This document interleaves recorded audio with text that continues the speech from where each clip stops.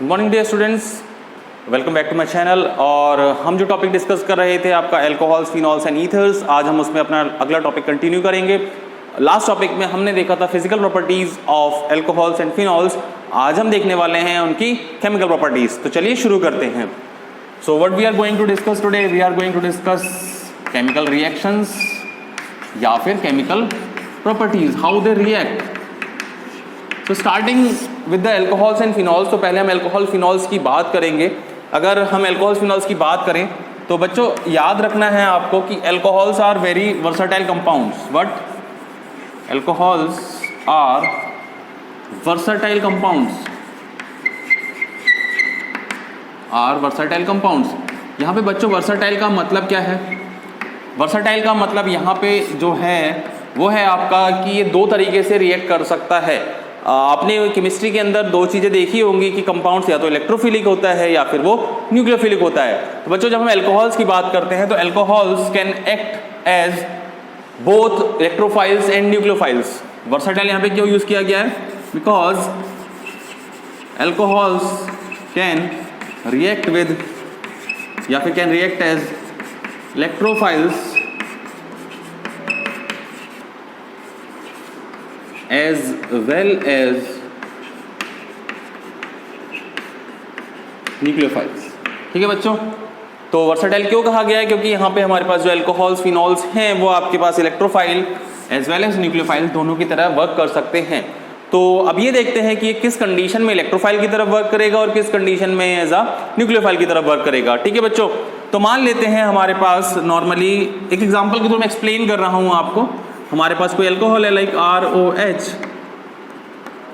बच्चों I hope आपको ये वाला कंसेप्ट क्लियर होगा कि what are electrophiles and what are nucleophiles. अगर नहीं पता है तो फिर भी एक बार थोड़ा सा मैं बताना चाहूँगा। Electrophiles are basically electron deficient molecules, ऐसे कंपाउंड जिसमें इलेक्ट्रॉन्स की कमी होती है, इलेक्ट्रॉन डेफिशिएंस होते हैं, वो सारे के सारे इलेक्ट्रोफाइल की तरफ वर्क करते हैं। और न्यूक्लियोफाइल्स की बात करें, न्यूक्लियोफाइल्स को हम कह सकते हैं इलेक्ट्रॉन रिच कंपाउंड्स। और बेसिकली इलेक्ट्रॉन डेफिशिएंट जो है वो नेगेटिव चार्ज पे जाके जुड़ेगा, इलेक्ट्रॉन रिच वाला कंपाउंड आपका पॉजिटिव चार्ज पे जाके जुड़ेगा। ठीक है बच्चों, ये कुछ चीजें आपको पता होंगी पहले से। तो हमने मान लिया कि हमारे पास एक अल्कोहल है ROH, इसकी हमने रिएक्शन कराई। सपोज करो कोई भी कार्बोकेटाइन आपके पास है। अब होगा क्या बच्चों कि ये जो लोन पेयर ऑफ इलेक्ट्रॉन है इसके पॉजिटिव चार्ज पे अटैक करेगा, और पॉजिटिव चार्ज पे अटैक करेगा तो क्या होगा बच्चों? ROC, और इस पे आपका था एक दो लोन पेयर थे, तो एक तो आपका H रह जाएगा, एक लोन पेयर होगा, यहाँ से कार्बन की वैलेंसी पूरी हो जाएगी।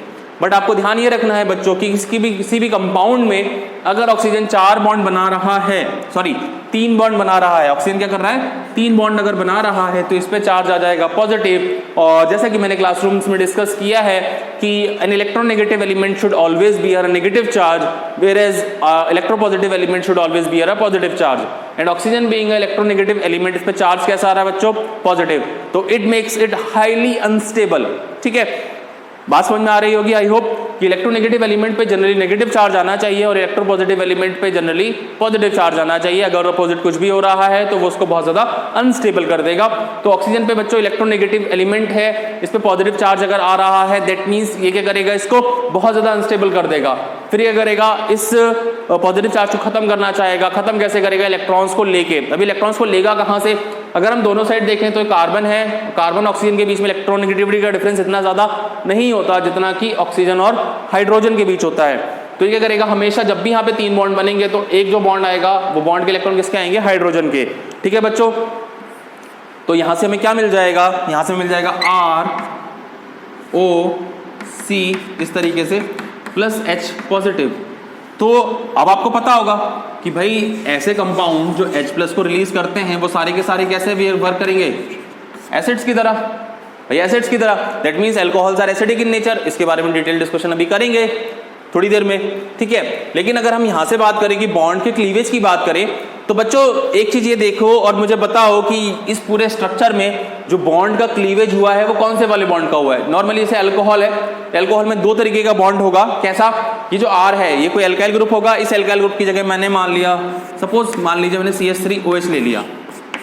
क्या ले लिया मैंने, CH3OH। दैट मीन्स कि यहाँ पे दो तरीके का बॉन्ड पॉसिबल है। कौन कौन सा, कार्बन ऑक्सीजन के बीच वाला या फिर ऑक्सीजन और हाइड्रोजन के बीच वाला। तो इनके बॉन्ड के क्लीवेज के अकॉर्डिंग ही इनकी केमिकल रिएक्शंस आती हैं कि इलेक्ट्रोफाइल की तरफ वर्क करेंगे या फिर न्यूक्लियोफाइल की तरफ वर्क करेंगे। देखो बच्चों हुआ क्या है, इस पूरी रिएक्शन को एक बार दोबारा से एनालिसिस करते हैं कि अल्कोहल का जो लोन पेयर का इलेक्ट्रॉन था, इसने लोन पेयर का इलेक्ट्रॉन इस कार्बन पे दिया। दैट मीन्स इसने लोन पेयर को डोनेट किया है, और लोन पेयर को डोनेट करने वाला कैसा होता है, वो न्यूक्लियोफाइल होगा। ठीक है, तो यहाँ पे जो अल्कोहल है वो एक्ट कर रहा है एज अ न्यूक्लियोफाइल। किसकी तरह एक्ट कर रहा है बच्चों, एज अ न्यूक्लियोफाइल।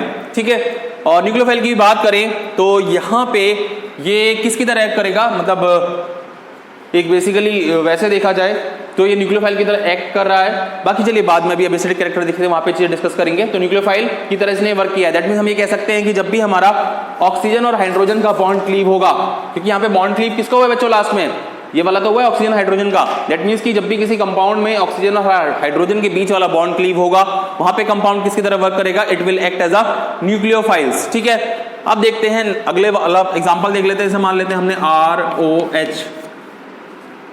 ठीक है, इसमें क्या होगा, ऑक्सीजन पे 2 इलेक्ट्रॉन होंगे, तो इसमें किसी H+ की रिएक्शन करा लेते हैं, तो ये बना देगा आपका ROH H। ठीक है बच्चों, अब इस पे ऑक्सीजन के फिर से 3 बॉन्ड बन गए, 3 बॉन्ड बन गए, तो इस पे एक लोन पेयर और एक पॉजिटिव चार्ज आ जाएगा। ये जो कहलाएगा, ये कहलाएगा आपका इट इज प्रोटोनेटेड अल्कोहल। मतलब कि alcohol, an alcohol formed by the addition of a proton is known as a protonated alcohol. तो प्रोटोनेटेड अल्कोहल बन गया।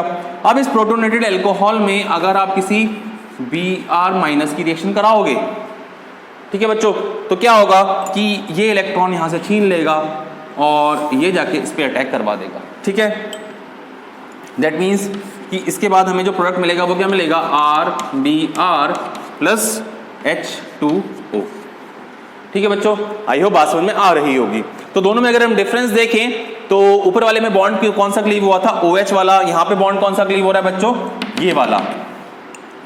हमारा कौन सा बॉन्ड क्लीव हो रहा है, ये वाला। दैट मीन्स कि जब आपका OH वाला बॉन्ड क्लीव होगा तो वो न्यूक्लियोफाइल की तरह वर्क करेगा, और जब आपका कार्बन और ऑक्सीजन के बीच का बॉन्ड क्लीव होगा तो किसकी तरह वर्क करेगा, it will work as a electrophile. ठीक है बच्चों, आई होप ये केमिकल रिएक्शन आपको समझ में आ रही होगी।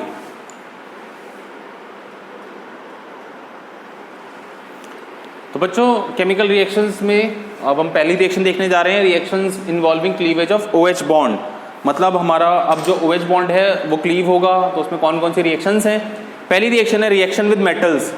एक्टिव मेटल्स आपको पता होगा, जो भी सोडियम, पोटेशियम, एल्युमिनियम वगैरह वाले जो मेटल्स हैं, ये हमारे एक्टिव मेटल्स कहलाते हैं।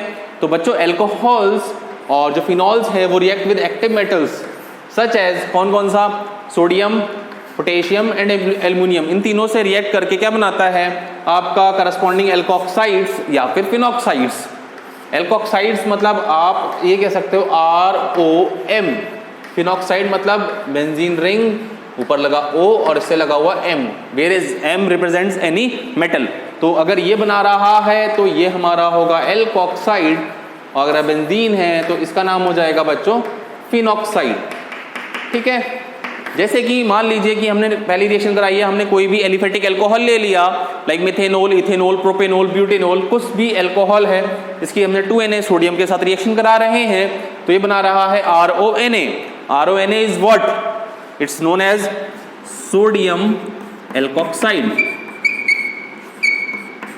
It's known as sodium alkoxide. दूसरी रिएक्शन देखें बच्चों कि इसमें हमने क्या किया है, इसमें हमने टर्शरी अल्कोहल लिया है। क्यों लिया है, क्योंकि टर्शरी अल्कोहल की रिएक्टिविटी बहुत ज़्यादा होती है। ये चीज़ हम लुकास रिएजेंट वाले पार्ट पे देख चुके हैं, टर्बिडिटी इजीली दे देता है। टर्शरी अल्कोहल की हम एल्यूमिनियम से रिएक्शन कराया तो ये बना, ये हमारा क्या होता है बच्चों, इट्स एल्यूमिनियम टर्शरी कंपाउंड है, तो टर्ड ब्यूटॉक्साइड। 4 कार्बन का ग्रुप है इसलिए, तो उसका नाम क्या होगा बच्चों, एल्यूमिनियम टर्ड ब्यूटॉक्साइड। ठीक है, इसी हिसाब से क्या होता है बच्चों, फिनॉल जो है हमारा, ये हमारे पास 2 अल्कोहल की रिएक्शन लिख ली हमने। क्या देख रहे हैं, ये देख रहे हैं कि OH जो है यहाँ पे क्लीव हो रहा है, इसमें भी आपका OH क्लीव हो रहा है। इसी तरीके से फिनॉल वाले बात करें तो फिनॉल में भी आपका जो OH वाला बॉन्ड है ये इजीली क्लीव हो सकता है। भाई यही तो हो रहा है कि OH वाला बॉन्ड यहाँ से टूट रहा है ठीक है, और 2 मॉलिक्यूल हैं तो 2 मॉलिक्यूल में से एक हाइड्रोजन 2 हाइड्रोजन मिलके एक H2 मॉलिक्यूल के फॉर्म में बाहर आ जाएगा, और यहाँ पे जो बनेगा बच्चों उसका नाम क्या हो जाएगा, it will be known as sodium phenoxide. ठीक है बच्चों, तो ये हमारा हो गया सोडियम फिनॉक्साइड। इसी तरीके से फिनॉल की रिएक्शन हम सोडियम मेटल के साथ भी करा सकते हैं। इसकी रिएक्शंस इतनी ज्यादा होती हैं, फिर इसकी रिएक्टिविटी इतनी ज्यादा होती है कि फिनॉल जो है वो आपका सोडियम हाइड्रोक्साइड के साथ भी रिएक्शन कर सकता है, और ये रिएक्शन देख चुके हैं, प्रिपरेशन ऑफ आपका फिनॉल देखा था हमने। ठीक है, तो यहाँ पे बच्चों ये जो बनेगा, क्लोरोबेंजीन से इसकी रिएक्शन कराई थी NaOH के साथ, तो ये बना दिया था इसने, तो ये बन जाएगा सोडियम फिनॉक्साइड। ठीक है बच्चों, अगर हम इन रिएक्शंस की बात करें तो इन सारी रिएक्शंस में जो आपका कोई भी कंपाउंड है, अगर हम देखें तो यहाँ पे अल्कोहल में क्या हो रहा है बच्चों, हाइड्रोजन बॉन्ड टूट रहा है OH वाला, तो H+ बाहर निकल रहा है। और ऐसी कोई भी रिएक्शन जिसमें हमारा H+ बाहर निकलता है, यहाँ पे अगर इनके नेचर की बात करी जाए तो जैसे मान लीजिए हमारे पास कोई बेस है, ठीक है, इस बेस की हम रिएक्शन करा रहे हैं ROH के साथ, तो यहाँ पे बच्चों सारी रिएक्शन कॉमन है, यहाँ से हाइड्रोजन बाहर निकल रहा है H पॉजिटिव की फॉर्म में, तो क्या होगा, कोई भी स्ट्रॉन्ग बेस इस H+ को ले जा सकता है, और यहाँ पे ये जो ROH एक्ट करेगा, it will act as a acid, और एसिड में भी पर्टिकुलर बच्चों बात करें तो it will act as a Bronsted acid. किसकी तरह काम करेगा, ये एक ब्रॉन्स्टेड एसिड्स की तरह काम करेगा। बहुत इंपॉर्टेंट कंसेप्ट है, it will act as a Bronsted acid, मतलब सारी की सारी रिएक्शंस में फिनॉल या फिर अल्कोहल जो भी है वो किसकी तरह एक्ट कर रहा है, it will act as a Bronsted acids. इसी ब्रॉन्स्टेड एसिड्स पे बेस फिर इसका एक कंपाउंड है, या कंपाउंड की कैरेक्टरिस्टिक प्रॉपर्टी है एसिडिटी। बहुत इंपॉर्टेंट टॉपिक्स में से एक है, बोर्ड में एक क्वेश्चन आएगा ही आएगा, उस टॉपिक को हम डिस्कस करेंगे अपने नेक्स्ट वीडियो में। ठीक है बच्चों,